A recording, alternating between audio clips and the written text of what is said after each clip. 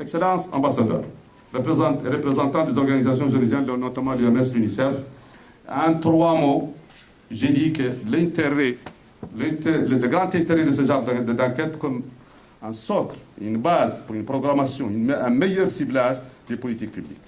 Et c'est vrai que certains chiffres sont encourageants. Il y a eu des améliorations par rapport à la situation 2001. Mais c'est vrai aussi que certains chiffres sont inquiétants, sont parlants. C'est pourquoi le PNDS, le Programme national de développement du secteur de la santé, a été basé essentiellement sur ces chiffres et c'est les résultats de l'enquête EDS. Comme a été dit tout à l'heure, maintenant, on pourrait dire, après cet atelier de partage, de validation, que selon l'EDS, la situation était telle, elle devrait être telle. Et là, c'est là l'intérêt du PNDS. C'est une programmation sur 10 ans, mais avec des étapes importantes. 2024, 2027, 2030. En 2024, on a des indicateurs chiffrés, ciblés, qu'on doit atteindre. Et là, on appelle aux personnels du ministère de la Santé, aux nos partenaires techniques et financiers, à la société civile de conjuguer les efforts, parce qu'il y a des indicateurs, il y a des chiffres qu'on doit vraiment en 2024 réfléchir. On doit les améliorer. On a l'obligation de les améliorer. Certainement, on a les moyens. Le premier moyen, c'est la volonté. On l'a.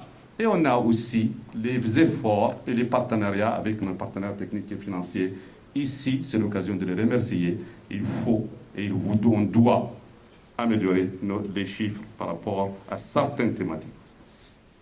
Je remercie tous ceux qui ont contribué à l'élaboration de cette étude qui était à la base de la formulation de notre programme national de développement de la santé. Et j'invite aussi à la régularité de la production, de l'élaboration de ce genre d'études et des autres études aussi, puisque sans des chiffres, sans des études, sans un bon ciblage, on ne peut pas arriver à une programmation efficiente et rationnelle. Encore une fois, je remercie nos partenaires, tous nos partenaires, pour l'effort, la contribution en général dans le domaine de la santé et notamment dans le cadre de l'élaboration de cette étude.